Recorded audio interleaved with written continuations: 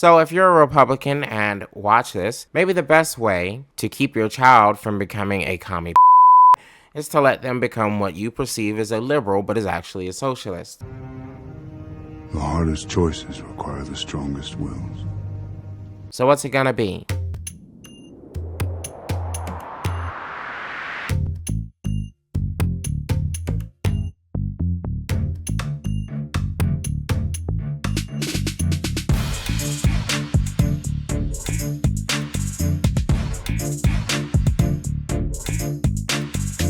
The most common interaction you will ever get as a socialist is how you became one and why you hate capitalism. Also, why are you gay? Why are you gay? And did your parents not love you? And the occasional quote-unquote libtard comment. You darn tootin'. Today, we are going to go over not just my answers and reasons, but also some others from admittedly Reddit. Oh, okay. So one could per se, in their mind, take them as a grain of salt or take them as the utmost and utter truth. Just how Reddit works. But considering it's from the r/socialism page, I think it's genuine. Thank God I screenshot it because oh my, some Redditors You are on crack, all right, and not the good kind. they just genuinely cause great concern with some of their comments. You know, some dudes were up there talking about how he would taste the spots between my toes. No. After driving around doing DoorDash and would pay me like 1K for it. Don't do it. Granted, this wasn't on our Socialist, this was on our Anarchists, but you know, I didn't take it, even though that's a lot. Good job. But he did say he would pay me $300 for some photos. I'm not mad. I'm just disappointed. Before we get started, welcome back to the channel. If you are subscribed, and if you are not subscribed, I know what you did last summer. And if you don't want me snitching, then I suggest you hit that subscribe button. And your plan is to blackmail this person? If you are wanted, however, and there's a reward attached to you, it doesn't matter if you subscribe or not. I'm getting the reward. Times are tough. I'm broke, nigga. I'm broke. I mean, you understand. What do you want me to say? You understand. Now on to the subject of the video, which even though Google is free, and we have had a loud enough socialist in this country long enough that you should know what socialism really is, I am once again asking for your financial support. I will define it for you as I have done before on this channel and once again. Hey, you. Yeah, you. I see you right now drinking that sweet tea or that Monster Energy drink mixed in the sweet tea, you nasty, psychotic nut job. About to call me a commie? Yes! Well, guess what? Bitch, you wrong. So don't you dare do it. Or do it. I dare you. I'm gonna tell your dad at our next dick appointment what you said. Then we'll see who's really in trouble. All right, let's do a quick rundown. Socialists are just really gay and bitch-ass humanitarians with a weird reverse selfishness fetish. That's pretty interesting. Sounds bad, right? Or just completely confusing, right? Socialists in reality basically believe that work is not in isolation from the rest of your life, and since your life is one of millions among your community, that the best way for society to function is to ensure each life is as purposeful as possible. Sharing essentially with benefits, but not outright communism, sharing. Must crush capitalism. Oh, and also you should get what you're worth back from society, and also that there is like a set standard of what people are worth, and that is a very high set standard because a life is a life and it's very important. A living life, a breathing life. I don't get it. On its own, not in a body. I get it. Basically limit harm. This is what socialism is limit harm. This sharing allows the government of a community to provide much more robust social structures and better compensations, regulations regarding one's own labor output, so essentially more money for workers, and should a worker be down and out, the government will step in and protect the standard of living until the person is able to return to work. Or maybe there's someone who cannot work at all, but they're still alive, it still has to have value, it still has to be given value, and so the community steps up as a whole and provide. And considering we live in one of the most abundant fucking places on earth when it comes to resources and money, I don't think that should be that hard. Prop could have explained that better, but you know, here's the hoping you get the point. Nope. Nope. Nope. Nope. So what socialized mean? Same thing that socializes everyone. Porn. I'm kidding, of course, I'm kidding. Learning how much it cost for me to attend my private college and the amount of debt I had to get into with the feds in order to do so. Now, I know, I get it, that I chose to go to a private college, but let me propose this to you. It is the years of the mid to late 2010s, and there is so little a difference in cost between public and private universities and colleges that you can lick my titty. Maybe. Because I learned from Bernie Sanders and my own little research with a cup of expensive Starbucks coffee in that fancy library that in a socialist society, I wouldn't have to deal with pesky education costs, whether it be a trade school, a community college, or a regular university or college. And it was there my hair turned blue and I became trans, began crying out for mass homosexuality. That doesn't happen. That's not how it happens. You're still you, right? It's just in evolution. Now, yeah, there might be some liberation or whatever, but it does.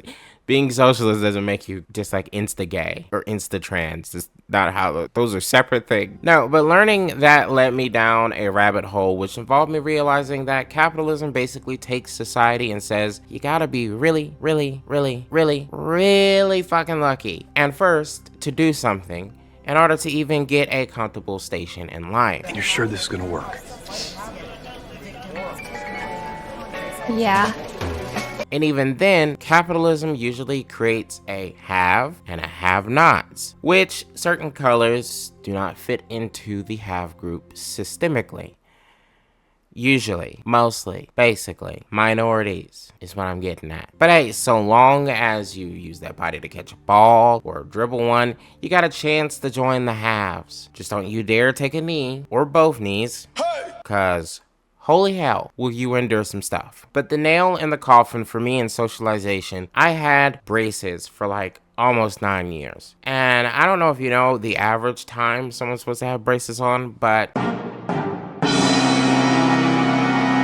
I was a bit over. But the reality is this: if there was universal healthcare, I wouldn't have to spend the better part of my college nights dreaming and wondering how I would eliminate the fake doctors known as dentists for daring to have their own separate fucking insurance and also charging insane prices for inducing torture on the worst part of the body, where bone is literally exposed. And also the insurance does nothing. Absolutely fucking nothing. And to you dentists watching, shut the fuck up. Especially fucking orthodontists. You are one rung below fucking lawyers, you bastards. Shut up. Oh, you were finished? Oh, well, allow me to retort. Now on to how others were socialized. And to begin, we start with someone from across the great big pond. Yes, indeed. Very old England. Right. Cheerio. Good on you, mate. Yes, I'm gonna do this in an accent, and I did crop out people's names because I don't want to run the risk of someone being a nut job to people. British man inbound. No, I'm not. Oh, very well. I live in the UK. My family has a long history of the Labour Party and our trade unionist culture dating back since the early 1900s. If I was a spiritual person, I'd say it's a fate that I become a socialist. But anyway, in my political infancy, I'm a bit disappointed to say I drifted towards Oswald Mosley's brand of fascism. Growing up in a working class household in Britain, you're subject to a lot of negative stereotypes of foreign people, and I'd say that helped mold my early political view. But through education, both self-taught and at high school, secondary school in England, I managed to overcome these stereotypes and see them as the vile lies they are, designed to divide the working class and realize that class is our true divider. I don't know why I'm like suddenly Australian right there. There you go. Now I've always been anti-capitalist, always had a special disdain for what currency can do to people. Preach, brother, preach. So really, all it took was for me to realize I have more in common with the proletarian from Russia, India, and Africa than a bourgeois in the UK to turn me into a full-blown socialist. Exactly, like I've got more in common with literal white trailer trash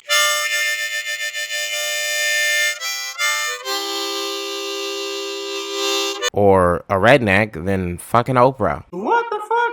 Or Tiger Woods. I am rich, bitch. Gotta admit though, Marxist protest songs definitely sparked my interest in Marxism and led to me purchasing Das Kapital and then I went country. And then the Manifesto, and finally a big collection of Marxist socialist literature ranging from Rosa Luxemburg to Che Guevara to Peter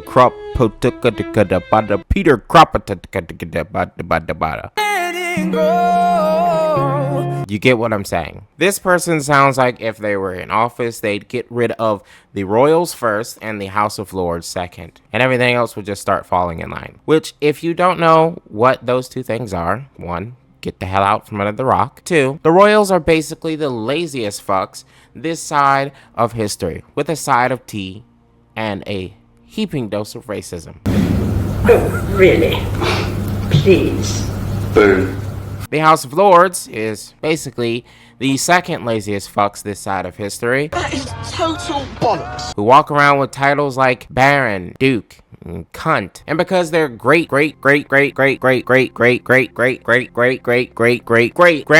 fought alongside William the fucking Conqueror, Damn, it feels good to be a gangster. they are somehow entitled to special privileges. One thing he said about his family's involvement in socialist and leftist movements is something that I find very interesting, especially considering for many people in the US who are in similar familial situations. For example, West Virginia used to be home to countless coal mining towns, thriving businesses, which powered the American Industrial Project. But the workers were not the beneficiaries of this major need for society's improvement. The owners of the mining companies were, many of which were robber barons and rich, filthy Wall Street socialites. Not only did these companies basically pay pennies on every dollar a miner produced through their labor, they made these laborers stay in company towns and buy from company-owned stores, which were full of bullshit pricing for everything. Tired of being mistreated and pissed on by some elite asswipes that probably never even seen the entrance to a mine, these miners began the process of mass unionization. And it happened quick. That's right, a lot of you red-leaning sons of guns are descendant of the original American unionization beast. And these miners, they meant business. So much so that without their demands met, the Cold War started. These proud rednecks and miners went to these mines where the company had hired Baldwin Felts agents who were evicting those miners that were involved and who didn't fall in fucking line. And the miners proceeded to fuck shit up. So that they didn't have to fight alone against these powerful companies, the Socialist Party of America at the time stepped in alongside the miners, providing everything they could, from guns to ammunition and other supplies. From 1912 to 1921, these miners were quite literally standing on fucking business, fighting company men, and eventually even government soldiers for the good of the worker. And I don't mean 1 or 2 skirmishes, no, I mean fucking literal campaigns and legit wide army-used battles. Battle of Matewan, the Battle of Blair Mountain, so forth and freaking so on. But now their descendants vote for Republicans or Democrats, both of which are owned by the same company figures that their ancestors fought against. You claim to be a redneck. Thank God for rednecks. But are you really? On to the next one. About a decade of working, same decade of being housing insecure, food insecure, having bosses steal from my check, landlords cheat me out of deposits, living through the depression. Then around 30, I started learning about this thing called Marxism. I feel many people will connect with this one, especially in a capitalist society, because in such a society, you work or you die. I'm tired of this, Grandpa. That's too damn bad. You keep digging. And I don't mean you work what you love or die. No, I mean you work 2 jobs and also budget hard and get behind a bill or 2, have credit card debt, can't afford an ambulance, ride to the hospital, don't know if your degree was really worth it, Sad that home ownership basically requires a $200K salary to even be remotely comfortable, and sweet Jesus, why does your prescription cost so damn much?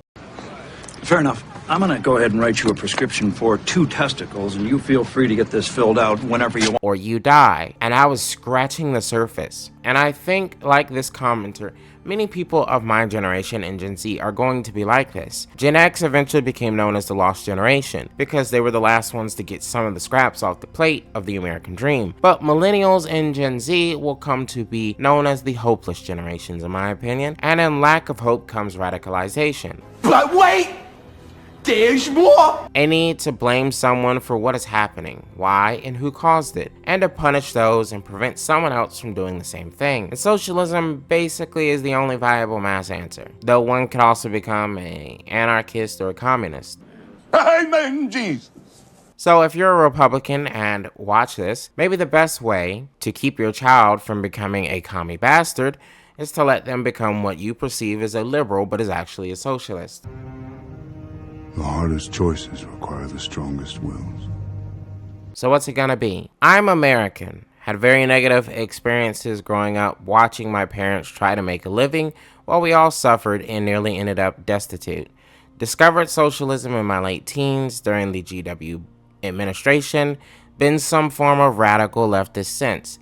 I think my beliefs were fully cemented later when I discovered America's deep labor history through folk music, Utah Phillips, and the IWW and Joe Hill's songs. Similar to the previous comments, this person basically witnessed the hypocrisy of the capitalist system, and in a period I believe many saw as a breaking point. America wasn't out of the way of the great worker revolutions of Europe during the late 1800s and early 1900s.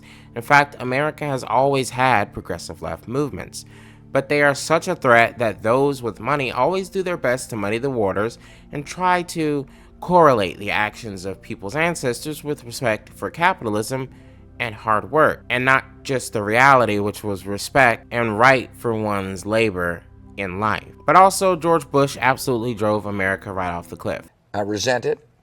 It's not true. You see, the '08 housing crisis was caused by rapid and unknown to the public mostly deregulation from Reagan onwards. Bill Clinton was definitely included in that, by the way. These allegations are false. Always remember that the Clintons, they ain't one of us.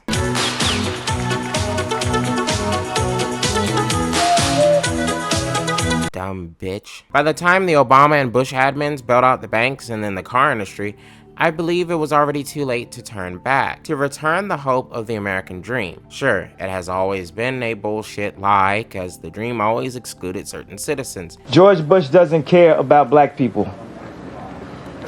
I don't just mean blacks, and it also required a whole shit ton of factors that were entirely random dice rolls. Where you are from, what your parents did, how intelligent your parents are, close together your home is, the whole 9 yards, just a million different other factors. But after the housing market collapsed and the banks nearly died in freefall, America has been living off the poorest of its society, while the rich have rapidly and drastically avoided any level of real equal taxation and responsibility to the country. They send their factories overseas. They somehow get their multi-billion-dollar companies to get tax returns. I repeat, Amazon has gotten taxes back from the federal government. Oh my God, what is that? Oh my God!